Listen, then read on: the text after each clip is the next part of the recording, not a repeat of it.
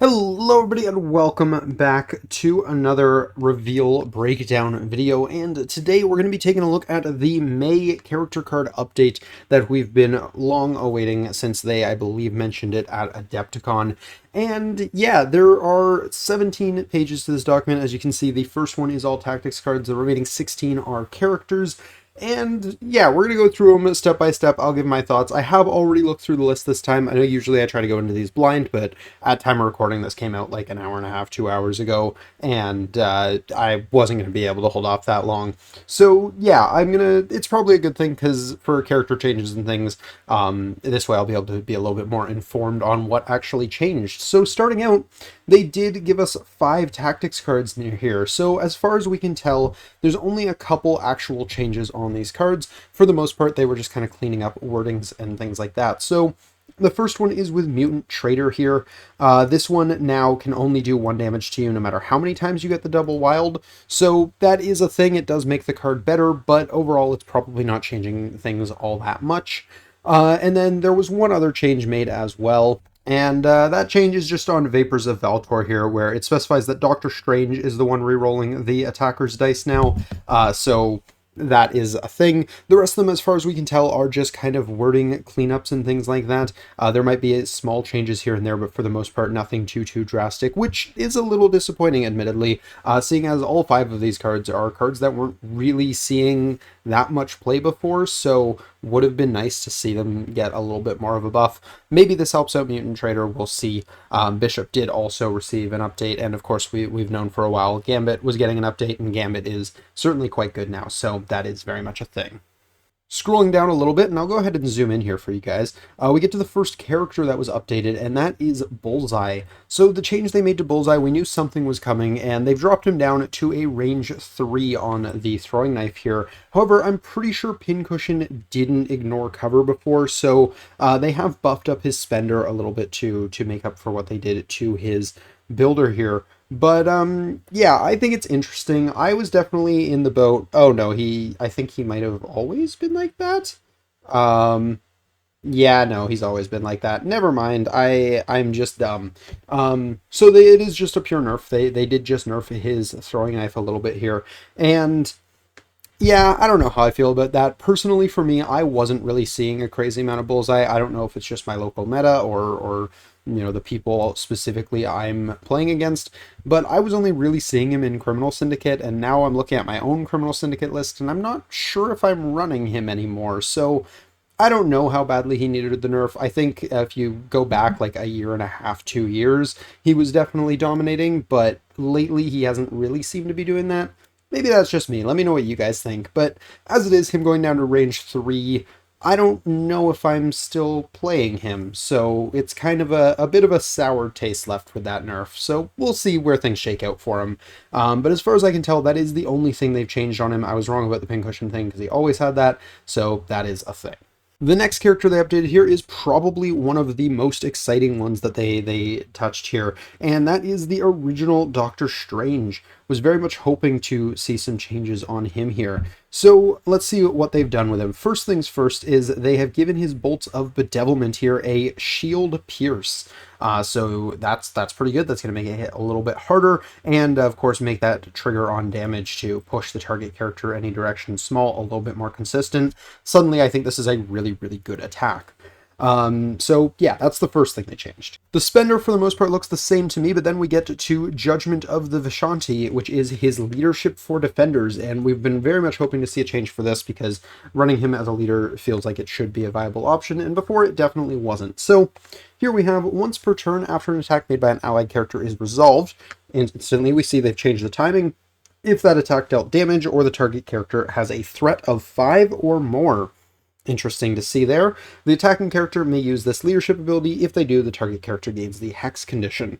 So, a couple things to note here. First of all, the timing is way better, and you don't have to pay a power for it. So, before you were paying a power, and you weren't even sure you were going to get the effect you really wanted. Now, you don't have to pay that power, and you already know whether you're going to be able to use it before you declare your once per turn usage. So that's cool. It's also got that automatic guaranteed thing on threat 5 or more. So, you know, he's going to be very consistent at throwing out hexes, or his team will be very consistent at throwing out hexes on kaijus. And of course, kaijus typically are going to be punished more for those hexes as well. So that's pretty good. Downside is they did remove the ability for you to change your attack type with this. So that is, you know, something has been lost there. But I think that was kind of their justification, was if they're going to make it free and they're going to improve the timing, maybe it shouldn't do quite as much. And I don't disagree. I think it's certainly fine now. And yeah, I mean, Hex is a meaningful condition. Being able to automatically hand it out against the large lads is nice. Kind of puts defenders in an interesting position to be a bit of an anti-kaiju faction if they need to be, while of course having their own kaijus in affiliation as well. So definitely an interesting change there. Not entirely opposed to it, although it is interesting that if we're going to see a new leadership focused around fighting kaijus and another model as well in the affiliation that's got an ability very similar, it's a little disappointing to me that we didn't see that on like a Hulkbuster or something like that, who unfortunately did not make this document, despite how much I was really hoping for it. So fair enough, but it is still a really cool take on the leadership, and it does have me excited to try Doctor Strange Defenders again. The next change we have here is his healing is now within range 3. Previously it was range 2. Otherwise I believe it's the exact same, so it's going to cost you 3. It's going to heal 3 wounds. But yeah, making that range 3 definitely feels a little bit better, so that's certainly nice. They also improved Hogoth's Hoary Wisdom here. Previously, it was just targeted by an attack. It didn't include the dodge roll part, so now he can use that on dodge, and that also makes it feel a lot better, especially for himself, because, you know, being able to take him out by just tossing buildings at him was very much a thing. Last change they made to him here was the Eye of Agamotto, and they added dodge to this as well, so he also gets his full rerolls on dodge, making him actually fairly effective against dodges all of a sudden, so that certainly feels nice. Yeah, Doctor Strange seems a lot more playable now. He's, you know, he's not quite as squishy. He's not as vulnerable to throws. His healing is better. His attack is better, like, significantly. I think the shield pierce is actually a huge deal here because he's still getting power when he rolls those shields as well. So that's going to feel pretty good. And his leadership feels a little bit more like a real leadership now. It doesn't feel like you're going to pay a power and potentially not even get anything out of it. So that certainly helps in a big way.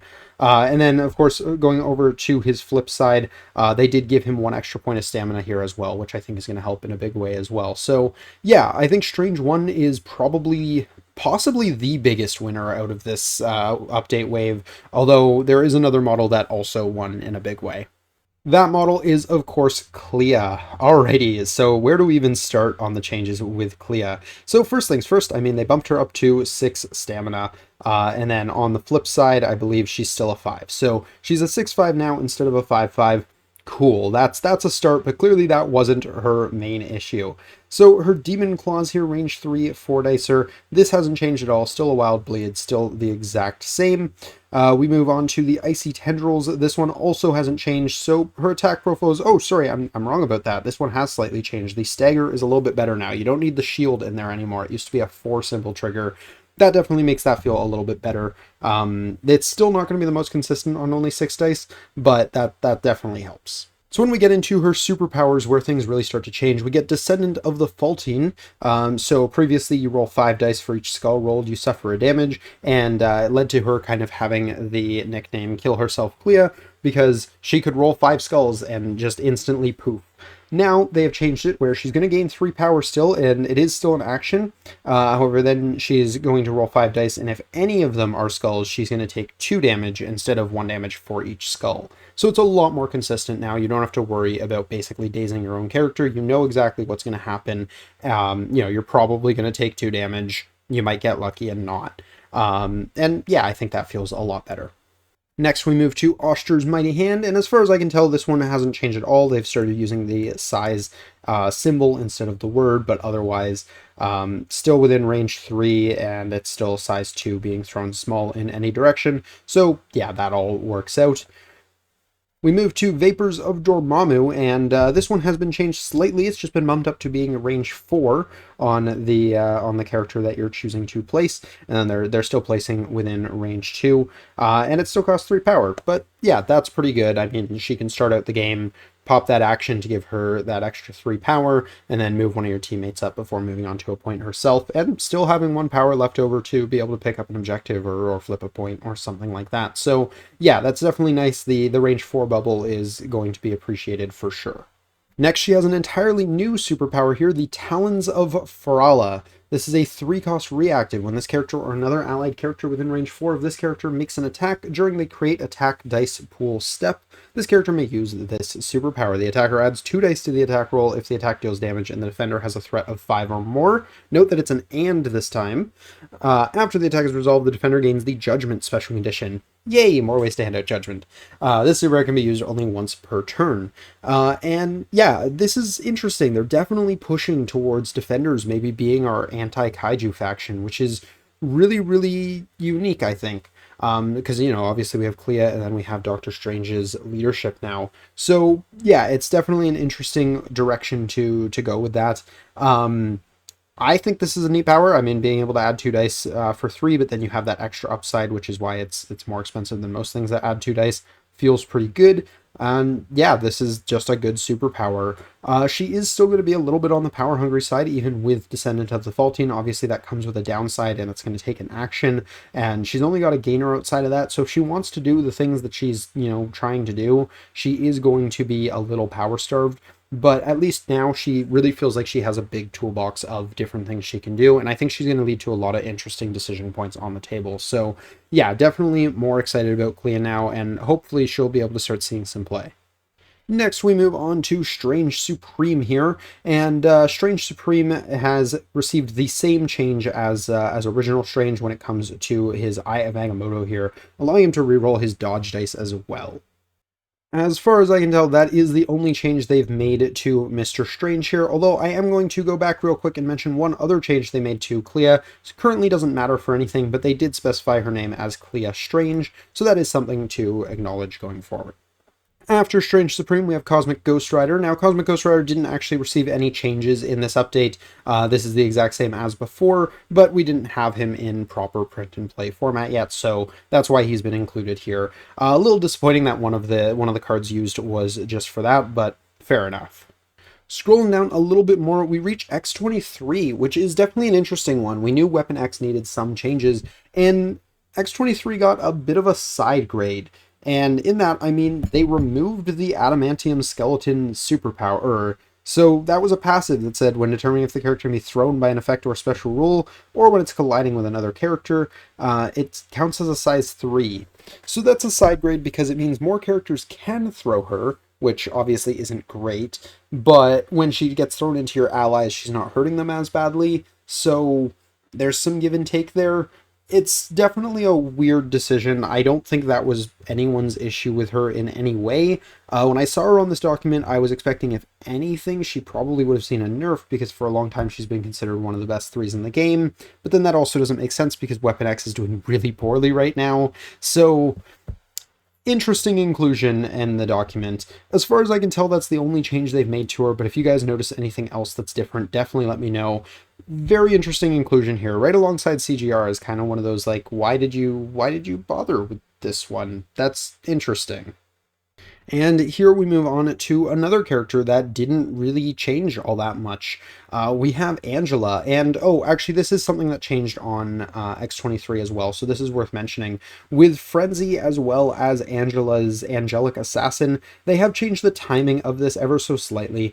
So because it's now after the attack is resolved instead of just when the daze happens, you're using the superpower after you've gained the power from the attack. So it is technically a buff in that sense, but it's a relatively small one that most of the time wasn't coming up all that often. Still, it is definitely worth acknowledging. But as far as we can tell, that is the only change made to Angela here, so that is very much a thing. And again, a little bit of a disappointing one, because I would have really liked to see Angela get a slight touch-up somewhere else on the card. Next, we move to Heimdall the All-Seeing, definitely a character I wanted to see included in this update, and they didn't make too many big changes to him, unfortunately. The big thing that they did was they have modified All-Seeing Eyes to work at range 4 now. So that's something, I guess, but it really doesn't fix his main issue, which I think most people would agree was power generation. He was always power hungry. If he wanted to use any of his superpowers, that was basically all he had, and so he wasn't really getting to do as consistently all of his rerolls and his places and things like that. So yeah, unfortunately, he's kind of left in that weird boat of like, I think even though he is technically buffed, he still has all the same problems he had before. We'll see. Maybe it's enough. There were some places he was seeing a little bit of play. I know something like Steve 1 Avengers was definitely interesting for him to fix the power issue, and he's definitely been buffed there, so there's definitely still play for him. But yeah, this wasn't quite what I was hoping to see on him. Definitely would have liked to see something a little bit more substantial than that. Next, we scroll down to Bishop here, and here's something that a lot of people wanted for a long time. His overload is now during the cleanup phase, so you're not going to be waking up on one less health than you started the turn on, or than you should have had, rather. That definitely feels a lot better. You're also not going to lose an activation if he drops to the ability anymore, so that feels really, really good. Otherwise, I believe he's the exact same, but that's fine. For the most part, he was a pretty good character outside of Overload having the worst possible timing. So yeah, he definitely is going to feel a little bit better now putting him on the table. You're not going to really have that feels bad that he would occasionally have before. Next, we move on to Colossus, probably my second favorite of the updates that we've received here. And yeah, so Colossus has been in a weird state for a while where he hasn't quite been able to do what people wanted him to do. And personally, I think they finally got him. So his strike is now a wild push instead of a concussive force. He's not making your target lose power. Instead, size 4 or less any direction push, which is a really, really good push. Yeah, that builder feels pretty great now, actually. That's a really, really good control builder. Similarly, his X Slam has been changed a little bit. Range, pet damage, and all that stuff is still the same, but instead of a wild stagger, it's now a wild throw. Before damage is dealt, size 4 any direction. So again, a fantastic control spender there. A lot of people compared his old spender to something like Luke Cage's, and while now, if anything, I think it's more comparable to Luke Cage's, it being a size 4 throw and any direction throw makes it really, really good, and it's still got that automatic stun on there, which is also quite nice. This spender is actually really, really good in my opinion now. I do find it kind of funny that even though all of his character movement things are size 4, his terrain throw is still only size 3, but that's more than reasonable. I think him being able to throw around size 4 characters is really, really good as it is. The really interesting change here for me, though, isn't with his attacks, which I do think are much better now. It's with the Big Brother superpower. So this was his taunt. When an enemy character within 2 targets an allied character with an attack, he would take the hit. This has been changed slightly. It's now based on a range 4 thing, where if they're within 2, he's going to take the hit, just like he did before. So if they're in range 2, nothing has changed whatsoever. However, if they're not in range 2, but they are in range 4, you can still use the superpower, and after the attack is resolved, you get an advance towards the attacking character small. This feels really, really good, in my opinion. Giving him out of activation movement on a medium-based character that has a taunt, so you can use this to get him in range to be able to taunt, is going to feel really, really good. He's still going to be a little bit power hungry, so it is going to be one of those things where a lot of the time if you do this, you probably won't have the power to taunt once you get in there, but then when his activation comes around, you're going to be able to punch things, you're going to be able to push things around, hopefully gain some more power to do more meaningful things on your future turns. So yeah, I think this feels fantastic for him. I'm also thinking about it potentially paired with some other characters and leaderships. Specifically, I'm thinking in New Mutants, where because they're both after the attack is resolved, you could teleport them to your ally and then get the short advance, which is potentially a crazy amount of movement. So yeah, really, really interested to see exactly how this is going to play out for him. But personally, I'm a big fan. Next, we move to Magic. Now, Magic is one of the ones I was really, really excited about, but unfortunately, I'm a little underwhelmed with the changes they made to her. So, starting things out, they gave her 1 stamina on the healthy side. She's up to a 6, and that definitely feels like something she needed. Being 5/5 with minimal defensive tech felt really, really bad. We'll see if 6 really feels all that much better, only on one side of her card as well. we'll see. It's definitely a small change, but it is what she was looking for. Soul Sword didn't change at all, although they have reorganized these attacks on her card, which feels a lot better. It's usually the builder first, then the gainer, so we've got this properly now. They did change the Bolts attack here, though. It is still a range 4 4-dicer that's gaining you 1, but they've added this crit wild hex to it. That's not going to be going off super often, so we'll see how relevant that actually is, but it's cool that it does something other than just gain you a power. There is 2 more changes that they made here. First things first, they changed the Sorcerer Supreme of Limbo ability to the Scrying Mirrors of Limbo. Now, this does the exact same thing that the old one did, but it's interesting that they would change the name when that name was kind of a title that was bestowed upon magic. So that means they've very much taken this version of magic and said, no, this isn't Sorcerer Supreme of Limbo magic. This is going to be a different, version of magic. So potentially that means we have a Sorcerer Supreme magic coming in the future.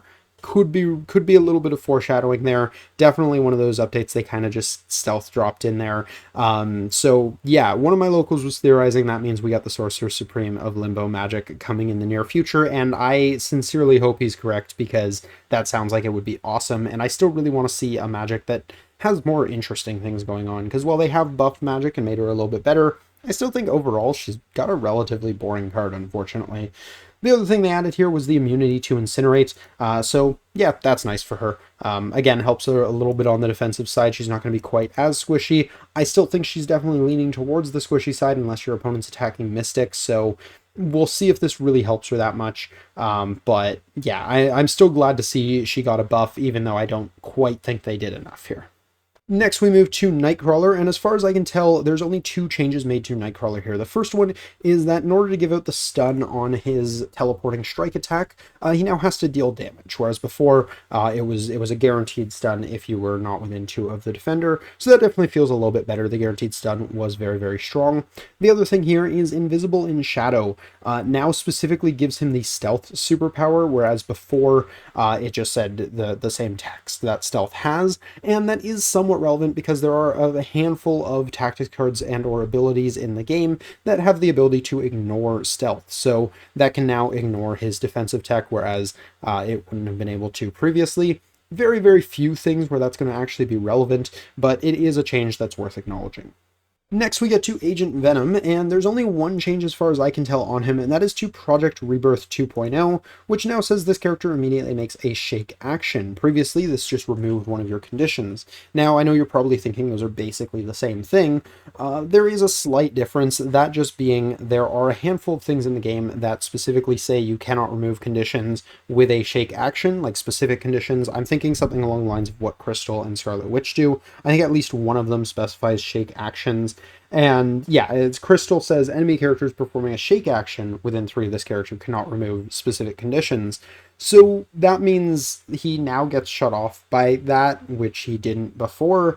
And that feels better for Crystal and Scarlet Witch and the characters with those abilities, but it definitely feels like a nerf on a model that probably didn't need a nerf in Agent Venom. So yeah, it's a bit of a nothing change at the end of the day. 99% of games, that's not going to matter, but it's definitely a weird one and just kind of falls into another one in those ranks of they didn't really change much on this character, so kind of hard to say much about it.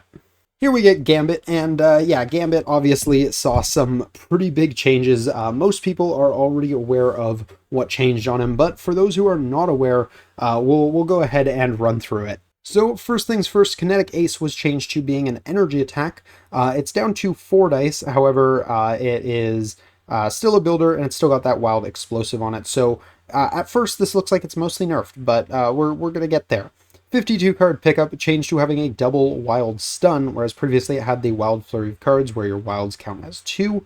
Otherwise it's still a beam 4 5-dicer, however it did drop in cost. It went down to a 3 cost. So far, this mostly sounds like nerfs. He's got less damage potential on 2 of his things. One of them changed to energy. Oh no. But then is where things get a little bit interesting, because he now has slightly different abilities here for, notably, the cards always be in my favor. When he's attacking, defending, or dodging, his wilds count as 2 always, which makes these 3 attacks feel way better. It makes his defensive tech feel way better. Definitely a big thing for him. He lost Accelerate Charge, so he can't add 2 dice to his attack rolls anymore, which with this feels really, really good that he doesn't have the ability to do that.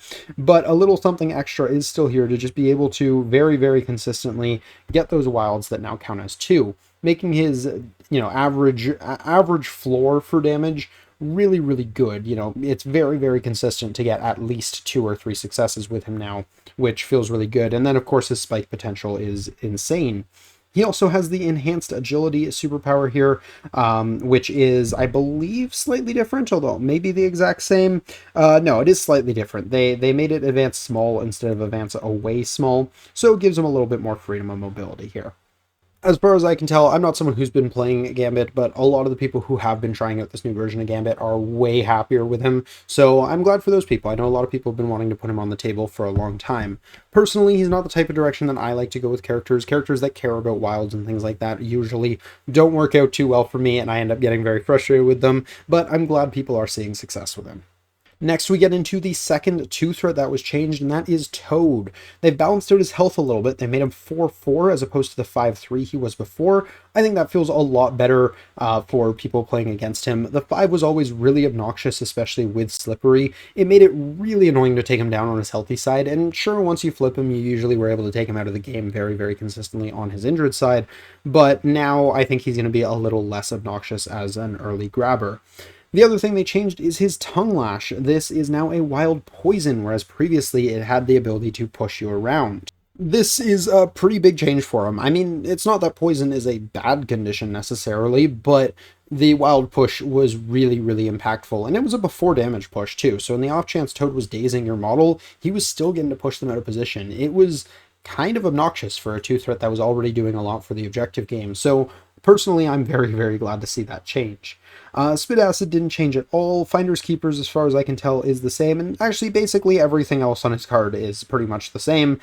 So he's still going to be able to play the objective game he was playing before, but he's going to be a little bit less effective at pushing people off of secures and things like that, and, he's not going to be quite as resilient on his first side. So, yeah, Slippery is still a great ability, but at least you're going to be able to, take him out a little bit more consistently now. And of course, on his flip side, he is going to last longer, so he will be relevant in the game slightly longer on his injured side. So it's definitely overall a nerf, I think, but the health thing I think is a little bit closer to a side grade. And Tongue Lash I think is very, very deserved, because that push was very, very aggravating. Last but not least, we get to Carnage, and I was very, very excited to see what they were going to do with Carnage. So, first things first, they bumped him up to 8 stamina on his healthy side. He is still only 7 on the injured side, but the 8's definitely going to feel a little bit better. He's still got that 1-1 for defenses, but obviously his whole thing is he's going to potentially be fully healing, so having to chew through 8 health, he's still going to take a little bit of effort to actually take him down. So his attacks haven't changed at all. He still has the exact same symbiote tendrils and maximum carnage ability, so that is one thing. And I believe sadistically is the exact same as well, so where he gets to give himself those extra 2 dice. So far no changes there, but then we get to Paint the Town Red, and this one has at least a slight change to it, and that change is he's going to now get to also add 2 dice to the attack roll on his free attack that he's getting out of Paint the Town Red. This is definitely going to help him kind of go on that murder spree a little bit more consistently. The 5 dice symbiote tendrils attacks were fine before, but if he didn't have anything really buffing him up, they didn't feel all that great. So making them 7 dicers, making it, maybe even if he starts the Terran on 0 power, but he gets a really, really good builder off, he's going to be able to do his Paint the Town Red, and of course they have changed the timing on this, I believe, as well, so it's also going to work the same way Frenzy and the other ones do. Or no, this one was always after the attack is resolved. Okay. It's going to make it a little bit more consistent for him to continue the train a little bit longer. I think he's still overall going to very much feel like a kind of 100 or 0 character. He's going to either run the table or do absolutely nothing and die, but I think at least now we've kind of increased his chances to run the table. I don't think it's the biggest change in the world for him, but hopefully it's enough for him to see a little bit more play. At the end of the day, a model with this kind of design space is one that you don't want seeing too much play, because if this guy's showing up at every tournament and he's doing that 100 or 0 gameplay, he's going to make a lot of people feel really, really bad, because he's going to do the 100 and there's not much you can really do to stop it at that point. So he's definitely one of those models where you got to be careful the way he's designed, that you don't make him too good, because if he's too good, he will just run entire tables, and that will feel really, really bad for your opponents. But you definitely want him to still be playable, and I mean, he's Carnage. He's a cool character. So yeah, that is going to bring us to the end of the document here. Definitely interesting. I was expecting something a little different out of this update, and I'm not entirely sure how I feel about it. Some of the changes I think were really, really cool. I think Colossus is feeling really, really great now, notably. Clea and Doctor Strange also very interesting, although I'm still a little mixed on how I feel about them making Clea and Doctor Strange kind of our anti-kaiju characters. I was joking with some of my locals about how, oh, Doctor Strange Defenders is the anti-kaiju because Dormammu is one of our only Doctor Strange villains in the game, and for whatever reason, he's not immune hex, so you're just going to throw hexes on him all day long, and Clea is going to help the rest of your team bully him and stuff like that, which, haha, funny, but also Dormammu probably could have been in this update. He's definitely a character that a lot of people have been wanting to see get a little bit better for a while now, so it's really interesting to see the direction they kind of chose to go with that. And then, again, I've been saying for a long time I wanted to see some changes to Hulkbuster. If you're going to do some characters kind of focused around anti-kaiju stuff, that kind of feels like a natural place to go with that. But maybe that's just me being salty because my character didn't get updated here. But yeah, it also just feels a little weird that we got this update that was really, really hyped up. And, a good chunk of the characters in here, Nightcrawler, Agent Venom, Cosmic Ghost Rider, or that's Gambit, but Cosmic Ghost Rider, who was included on the document, really got like next to nothing in changes. We got a few characters where they got changes, but they don't really feel like they're all that impactful. Heimdall, Angela, X-23. There's a lot of characters in this document that, we probably would have preferred to see a large list of other characters that we unfortunately didn't. So it's definitely leaving a little bit of a sour taste in the mouth here. This was something where we really were excited for this. A lot of the community was, and for the most part, the changes that they did make, the characters that they did decide to do interesting things with, Clea, Strange One, Colossus, they feel a lot better, and I think they're really, really exciting. We were just kind of hoping for more than like 3 or 4 characters to get those sorts of substantial changes. Bullseye and Toad, again, they had substantial changes, but they're nerfs, so they're not as exciting. And then, yeah, the other ones just kind of feel a little disappointing. I don't know, maybe I'm reading into this the wrong way. Maybe you guys are really, really hyped about Magic now or something like that. Personally, for me, I'm not really seeing it. A lot of these changes feel too small to matter. Notably, Magic and Heimdall, I think, are going to be very much similar to what they were doing before. Magic will feel slightly better as a leader, so that is nice to see.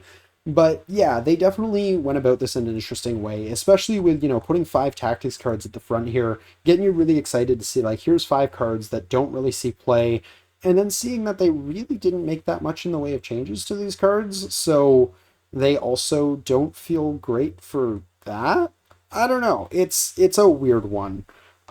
But yeah, definitely let me know what you guys are thinking down below. Is this just me and my locals that are a little bit disappointed with this update, or would you guys wanted to see a little bit more substance out of this as well? Like I said, the characters that did receive substantial changes feel really, really good, but I think we were expecting a few more than that, because I'd say maybe 5 or 6 of these characters actually got substantial, meaningful changes that are going to impact the game.